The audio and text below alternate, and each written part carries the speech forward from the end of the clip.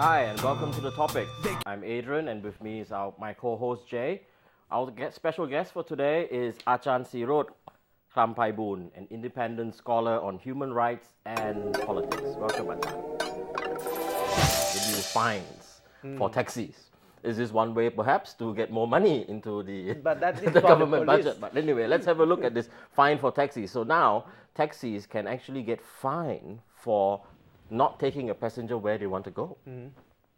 You've stopped a taxi, and how many times have you been? I take taxis almost every day, I would say, and I would say more than 50% of the time I have to ask the first or second taxi won't take me.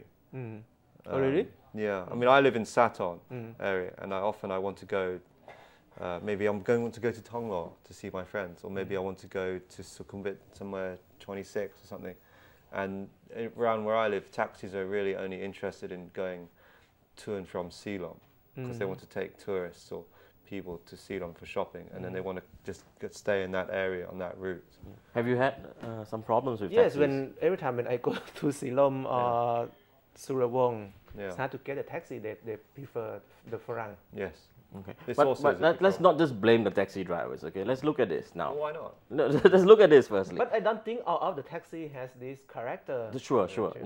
They are selected taxis. I mean, you have problem areas. There are problem areas, all right? So there are problem areas like, instead of just not taking people to destinations, we have stories about Farangs who try to flag a taxi and the taxi is not turning on the meter and charging you a flat rate, 200 baht, 300 baht, 400 baht. That's a bigger problem, I would say. But this problem happens everywhere. If you go to Bali, in some spot, you certainly experience this problem. But again, I'm not on the side of taxi drivers, but I mean, you have to look at this. Now, if a taxi drivers change shift. They don't drive the car 24 hours a day. The same car will be switched to another driver, right? So there are certain times of the day where they have to change shift, right? So if his garage is 25 kilometers away and you are going in that direction, which is 20 kilometers away, and he needs to send his car back to the garage, he can't possibly take you, right? And that's practical, right? That's practical. And then with the traffic jams,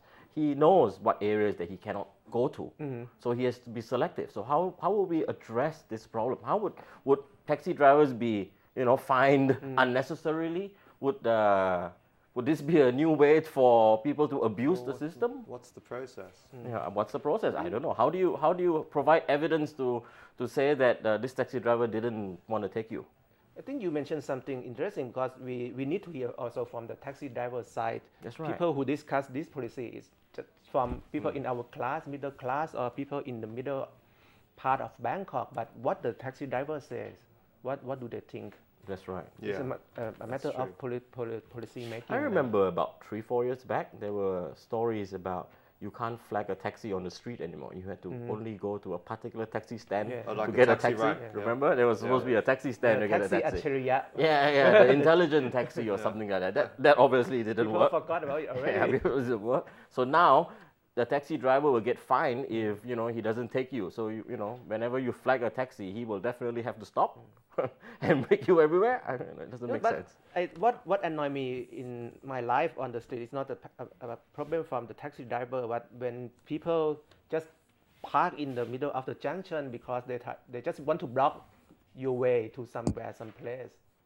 Okay. Closing roads, for instance. Right. But why we don't mention about it in the discussion of this policy? Okay. This taxi thing was one of the 13 items that they highlighted as offences that the police will be very strict about. One including parking on sidewalks, driving in the wrong direction, driving on sidewalks, blah, blah, blah, blah, blah. But there was no mention of people who actually close the road. And also people who do not stop at the walkway, I think. The pedestrian crossing. Yes. Oh, I'd like to see that one enforced. Yes. It's never been an issue in this city, right? On the zebra crossing, right? Do we even have them? We have, but we never practice, right? Oh. So I think the taxi policy is another side of class society. It carries some bad image on the taxi driver, but we overlook something, right? Here. Okay.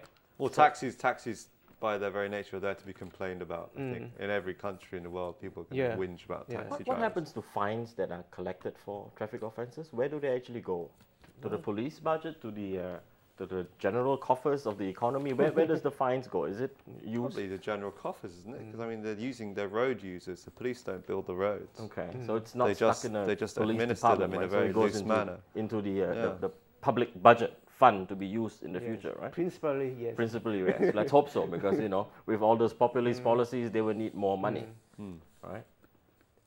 We are running out of time, I think, for this break. Are we? Yeah, we're Okay, going to go for a so- break. We will come back with bottoms up. Yes, another issue about taxes and prices of things going up. Not an issue about bottoms. No, not an issue Not about right. bottoms. No.